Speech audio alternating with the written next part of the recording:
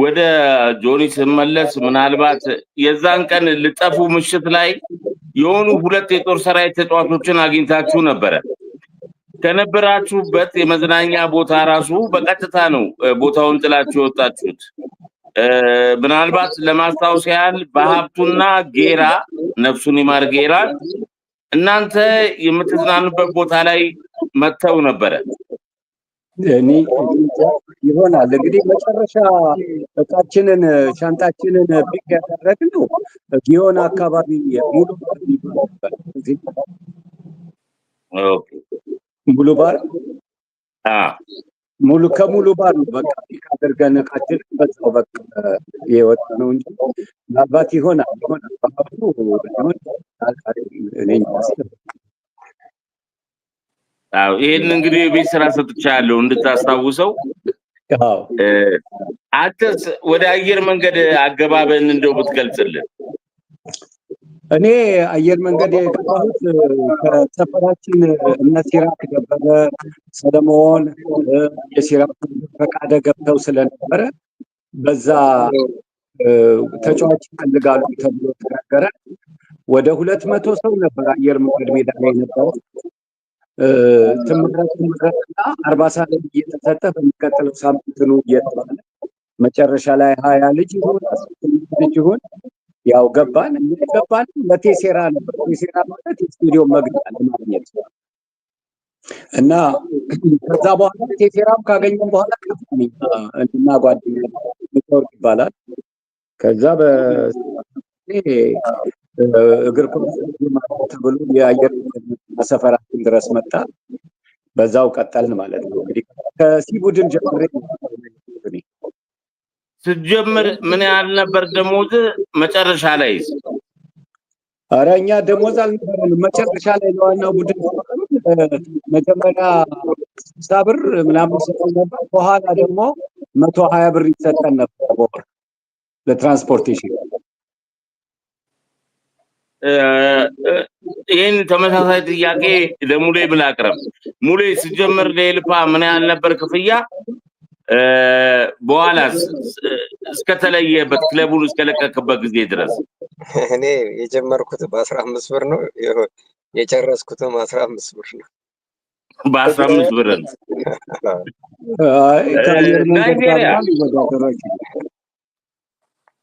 ናይጄሪያ የመሄድ እድል ነበረ? ማኔ ጋቾ ወንድሙዚያው በኢትዮጵያ ሻምፒዮና የሆነ ጊዜ አንተ ቡድን ውስጥ አልነበርክም? እኔ ሆነኛ በቃዋቸው ለሻምፒዮናው ፈጣን ግባግቢ ነበር። የመጀመሪያ ጊዜ መብራት ኃይል ሻምፒዮን ያደረኩትም እኔ ሆነኝ። የዛ ጊዜ ግን ናይጄሪያ ላይ በሰፊ ውጤት ነው የተሸነፋችሁት? አይደለም 4 ነው 3 ጎል ነው። 4-0 ይመስለኛል ውጤቱ። 4-0። ምክንያቱም ምንድን አደረጉን መሰለ ከአውሮፕላን ማረፊያ ፑማ የሚል ቆንጆ ባስ አመጡልን እና በቃ መንገዱ አያልቅም። ስንሄድ እና በጣም ሩቅ ቦታ ነበረ ሆቴሉ እና በጣም ኤር ኮንዲሽኑ ራሱ ሩም ውስጥ ይጮሃል። በቃ በጣም አሰቃይተውን ነበር እና እንዳውም እዛ እናድርም ብለን ረብሸን ወደ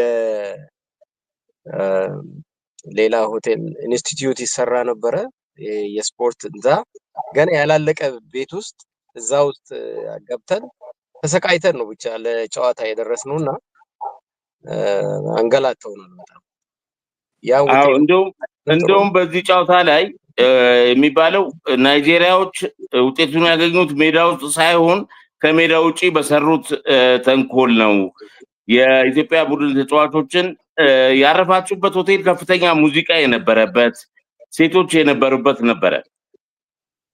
በጣም ጥሩ ሆቴል አልነበረም እና አናድርም ብለን ከዛ ተደውሎ ሌላ ሆቴል የለም ተባልን እና ኢንስቲትዩት እየተሰራ ነበርና ያን ኢንስቲትዩሽኑ ለብዙ አትሌቶች ቤት የሚሰራ አዲስ ነውና ከተማው ስለሆነ እዛ ትገባላችሁ ያሉን፣ እዛ እንገባለን ይሻለናል ብለን እዛ ገባን። በቃ ቀለሙ ሁሉ አዳዲስ የሚሸት ቤት ነው። አትሊስት ከተማ ውስጥ ነን። ኦኬ ጆኒ ወደ አንተ ልመለስ። እሺ ያው አዲስ አበባ ተወልደሃል። አዎ አዎ። እንደውም በወቅቱ የእናንተ መጥፋት ያንተ ነገር አብዮቱን ደጋፊ ይመስል ነበረ። ከያፓ ጋር ግንኙነት ነበራችሁ እንዴ? ኧረ በፍጹም እኔ ፖለቲካ ውስጥ ገብተን ማናውቅ ማናችንም በፍጹም። አዎ ያው ስፖርትና ፖለቲካ የተለያየ ነው። ነገር ግን ብዙ ስፖርተኞች ፖለቲካ ውስጥ ነበሩ። አይ እኔ በፍጹም ማናችንም ከኛ ውስጥ እንግዲህ እኔ ሰለሞንን በደንብ አውቃለሁ፣ እንደወንድሜ ነው። ምንም ፖለቲካው የሌሎቹን ላውቅ አልችልም። እንግዳም አየር ኃይል ነው። አዎ እንደዛ ከሆነ ለእናት ሀገር ጥሪ ታዲያ እንዴት የጎጃም ምርጥን ወክለህ ልትጫወት ቻልክ? እኔ በቀይ ሽብር ጊዜ የምኖረው ብቼና ነበር ጎጃም። ከጎጃም ምርጥ መጥተውኝ ከጎንደር ጋር ተጫወትንና ጎንደርን አሸንፈን አዲስ አበባ መጣን። አዲስ አበባ መተን እናት ሀገር ጥሪ ሁለተኛ ወጣን፣ ሰከንድ ዲቪዥን ማለት ነው። ይሄ ሐረርጌ ሸዋ ምናምን ከሚባል ኤርትራ ጫማ ኤርትራ ምርጥ እኛ ከኢሉባቡር ጋር መጨረሻ ጨዋታ ተጫውተን 2-1 ተጫውተን ሁለተኛ ወጣለን። ብቸና ስለምንኖር ከዛ ያን ጊዜ ብቸና በምን ምክንያት ሄድክ? እንግዲህ የተወለድከው 4 ኪሎ ነው፣ ያደግከው ቦሌ ነው። ብቸና በምን አጋጣሚ ልትሄድ ቻልክ? እኔ እንግዲህ በዛ ጊዜ ቀይ ሽብር አስቸጋሪ ስለነበረ አንድ ጓደኛዬ ነበረ ሳጽዮን የሚባል ስራ ጠይቆልኝ በርታ ኮንስትራክሽን ገብቼ ነበር። በርታ ደግሞ ያው መንገድ ላይ ይሰሩ ነበር ልጅን ሙጣ የሚባል እና በዛ በርካቶችም የፋይናንስ ጥያቄ አልነበረበትም። ጆኒ የፋይናንስ ጥያቄም አልነበረበትም። ምክንያቱም የውጭ ድርጅት እንግዲህ በርታ የውጭ ድርጅት ነበር መሰለኝ በወቅቱ። አዎ ልክ ነው። የውጭ ድርጅት ይሰራ ነበረ። ሳያስብ ነው የጠፋው የሚባል ነገር አለ። ሳላስብ ሳይሆን አስቤ ነው የጠፋሁት። አስቤ ነው መኪናውን ይዤ የጠፋሁት። የበርታ ማለት ነው። የበርታ ነው። እስኪ ድረስ የሄዳችሁበት እሱ መኪና እስከ ኤሊዳር ድረስ ሄደን ከገዋኔ በኋላ ነው ጎማው ሁለት ጎማም ስለፈነዳብኝ ያው በትራክ ሄደን ከዛ እኛን ወደ ጅቡቲ የሚያደርስ ሰውዬ ነበር ተነጋገረው። እሱን ኤሊዳር ላይ ነው አይ በሁለት ሰው ነው የተነጋገርኩት እና እናንተ ስንቱ አልችልም ማለት። ከዛ በኋላ ያው የተፈጠረው እንግዲህ ሰምታችሁታል። በወታደር ያዝን ስንያዝ እግዚአብሔር የረዳን እግዚአብሔር የረዳቸው ደግሞ በአጋጣሚ ተያዙ። ሁለት ልጆች ተያዙ። እኛ ሌሊቱን ብሎ ጅቡቲ ድንበር ጥሰን ገባን ማለት ነው። ኦኬ ሙሌስ እንግዲህ ከነ ሲበን እያያና ሰብስቤ ጋር ነው አብሬ ጠፋው? ነው አይደለም። እኔና ሲበን ብቻ ነን። እነሱ በዛ ጊዜ ከኛ ጋር አልነበሩ። በኋላ ላይ ነው እነሱ የጠፉት። እነሱ በኋላ ነው የጠፉት። አዎ 73 ምናምን ገደማ ነው ነፍስ ይማርና ኢንስትራክተር መንግስቱ ይዞት ነው። ያ ዶን ነው ማን እንደያዛቸው እኔ በዛ ጊዜ ወጥቼ ስለነበረ አላወኩትም። ግን ያው ብዙም አንራራቅም። የአንድ የ8 ወር እንደዚህ ልዩነት ነው የሚኖረን። ጥሩ መረብ ኳስ ተጫዋች ነበርክ እንዴ? አዎ ሰፈራችን ብዙ ሜዳ ነበረን። መረብ ኳስ መጫወቻም ነበረን፣ እግር ኳስ መጫወቻ ነበረን። በቃ እንደ ልባችን ነበር እና እሱ በጣም ለታይሚንግ ለዝላይ ምናምን መረብ ኳሱ ነው የረዳኝና መረብ ኳስም መጫወት ነበረ በትልቅ ደረጃ እና እንደው ጋሼስ ምን አሉ? ያው አባት ወላጅ አባት ሚኒተሪ ናቸው። የመብራት ኃይል መግባትንና እዛ መጫወትን ይደግፉት ነበረ? ምን አይነት አስተያየት ነበረ? አዎ አባቴ በጣም ነበር የሚደግፈኝ። እናቴ ነች ያው በልጅነታችን ኳስ ይዘን ጃን ሜዳ ነበር የምንውለው። ቅዳሜና እሁድ ምሳም አንበላም፣ ያው አመድ ጎርሰን ነው የምንመጣው እና በጣም ትናደር ነበር እናቴ እና አባቴ በቃ ተይው እንጂ ምንድነው ምግብ ቀለለ እንጂ ምን አጠፋህ ይላል እና በጣም አባቴ ሰፖርት ነበር ለኔ እና ጥሩ ደጋፊ ነበር።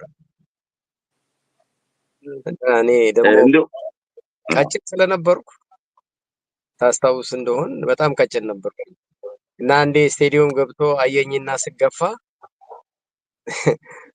ስጋ አምጥቶ በግድ ብላለኝ ማታ እና ረሳው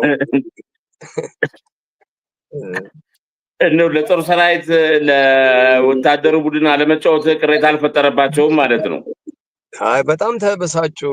ያው የደስታ ነው እንጂ የቁጭት ነው እንጂ ምንም እንትን አላላቸውም። በቃ ቆጫቸው። አይናችን እያየ እንዴት ሄደብን ብለው በጣም ተቆጩ።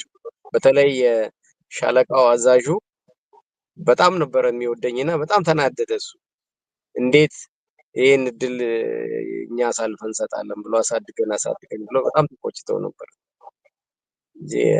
በቤተሰብ በኩል ምንም ችግር አልነበረብኝም። ያው በመኳንንት ተክሰዋል። በኋላ ላይ እንመለሳለን። የቱም ወደ ጦር ሰራዊት መመለሱ ወደ ጆኒ እናምራና እና ጆኒ ከዛ በኋላ 3 አመት ጅቡቲ ቆምክ፣ እዛ አሳለፍ። ከዛ በኋላ ነው ወደ አሜሪካ ሄድከው? ከዛ ወደ ጣሊያን ሄድኩኝ ለሁለት 3 ወር። ከዛ በኋላ ወደ አሜሪካ። ሙዚቃን ታራ እንዴት ጀመርካት? በማይክሮፎን ነው የጀመርኩት። ማይክሮፎን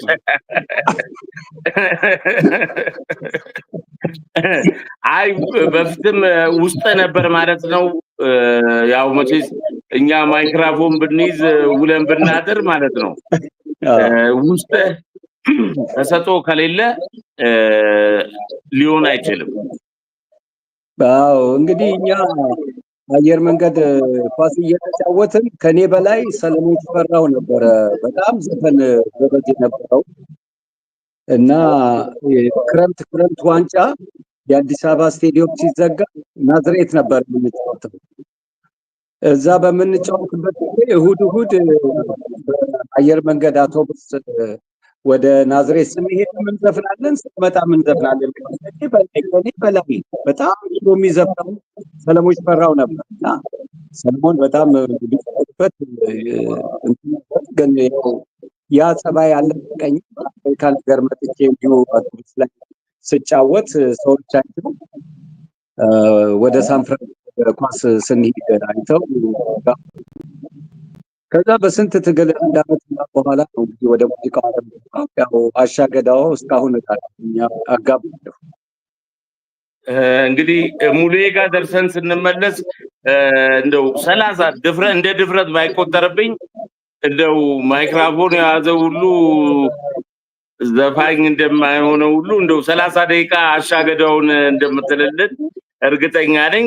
በነገር ላይ ጆኒ እንደዚህ ሳይ ማንን ትመስለኛለህ መሰለው? ወደ ጎን ስታይ ነፍሱን የሚማረውና ኢንስትራክተር መንግስቱ ወርቁን ትመስላለህ በጣም። ብዙ ሰው ነው የሚለኝ። የሚገርም ነገር አንተ ብቻ አይደለህም፣ ብዙ ሰው ነው ደግሞ በጣም የምወደው በጣም የማደንቀው ኢትዮጵያ ተተኪ የሌላት መንግስቱ ወርቁ እኔንም ለዋናው ቡድን ያስገባኝ እሱ ነው። እኔ እነሱ ቃላት ያጠኛል። በሙዚቃዬም ላይ አካትቼዋለሁ። ብዙ ሰው ነው የሚለው። ጅቡቲ በምንጫወትበት ጊዜ ስቴዲየም ውስጥ ያሉ ሰዎች መንግስቱ ይሉኝ እና በጣም ትመሳሰላላችሁ። አይ እንመለስበታለን። ስለ ኢንስትራክተርም እንደው በዚህ ዙሪያ ሙሌስ ምን አለ ስለ ኢንስትራክተር መንግስቱ ወርቁ? ወይ በወጣት ቡድን አሰልጥነዋል እርግጠኛ ነኝ። ወጣት ቡድን የሱን ስልጠና አግኝተሃል? አይ እሱ አልነበረም። እኔ በእኛ ጊዜ እኔ ወጣት ቡድን ውስጥ ያሰለጠነኝ ሸዋንግዛው አጎናፍር ነው እና ትንሽ በማዕከላችን አለመግባባት ነበረ እና ያው ከቲሙ ትንሽ አስቀረኝ ግን ያው ፌዴሬሽኑ እሱን አባረው እኔን ተኩኝና አቶ ታደሰ ወልደ አረጋይ ነው። አቶ ታደሰ ወልደ አረጋይ ነበር አሰልጣኝ። ከዛ በፊትም ተስፋ ቡድኑ ውስጥ አሰልጣኛችን ነበር አቶ ታደሰ ወልደ አረጋይ እና ታደሰ ወልደ አረጋይ ነበር አሰልጣኝ። እንደው አነሳልኝ ከብዙ ተጫዋቾች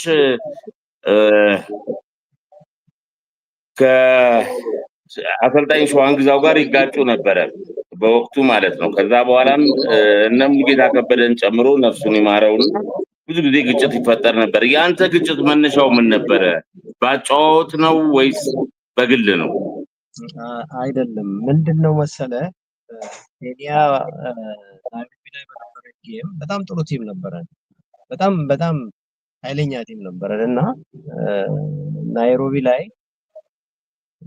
ያው መቼም ተጫዋች ስትሆን አንዳንድ ነገሮች ገዝተህ ሸርትም ምንም ዘመዶችም ወንድሞችም ቤቶችም ጓደኛም አንዳንድ ነገር ይዘና ይላል እና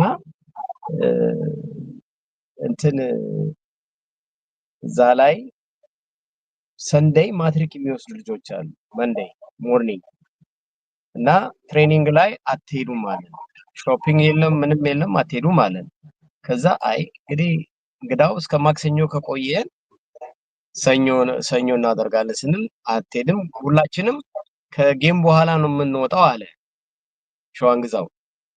ከጌም በኋላ ሁላችንም አብረን እንሄዳለን፣ ምክንያቱም አብረን የመጣ ነው አብረን እንሄዳለን አለ።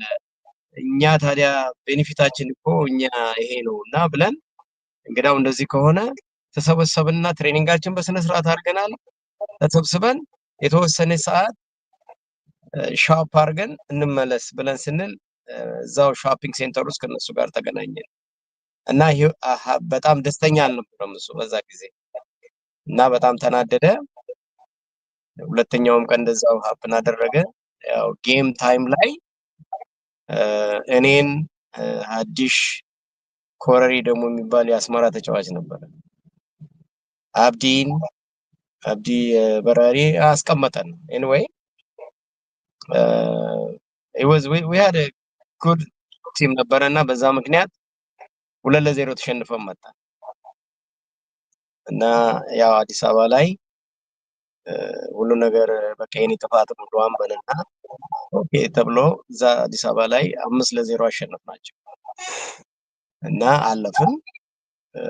እንደዚሁ እንትን ስንሄድ ሞሪሸስ ያው እኔ ጎሉ ስላገባውም ጥሩ ስለተጫወት ብዙ ሰው መጥቶ እኔን ማግኘት ፈለገና ራትን ጋብዝ ብሎኝ ሲሉኝ እኔና ሲቨን ሄድን እና በቃ ሃፒ አይደለም እና በዛ ምክንያት የሚቀጥለው ጌም ላይ ቀነሰኝ እና ትንሽ የኔ ያህል መጥፎ ግጭት ሳይሆን ዝም ብሎ ማይነር የሆነ ነው የተጋጨንበት እና እሱ ነው አስተባባሪ በሚል ነው እንደዛ ያደረገኝ እንጂ የሁሉም ተጫዋች ዲሲሽን ነው። ግን እንደው አሁን ላይ ተገናኝታችሁ ታውቃላችሁ? አዎ አሁን ጓደኛሞች ነን። በጣም በዛ ዙሪያ አንስታችሁ ስትነጋገሩ እንዴት ነው ስሜቱ? አይ አንስተንም አናውቅም፣ ምንም አንስተን አናውቅም። ያው በጣም አከብረዋለሁ ነው የኢት ሃፕን እንደዚህ አይነት ነገሮች ያሉ ናቸው። ይሄ ዓለም የሚጥመው ሁላችን የተለያየን እንትን ስላለን ነው ማለት ሁሉ ሰው ፍጹም ቢሆን ሁሉ ነገር አይጥምም እና ያው ያለፈ አለፈ ነው። ጥሩ ሪሌሽን አለን። በጣም ክሎዝ ነን። ሪስፔክት አደርገዋለሁ።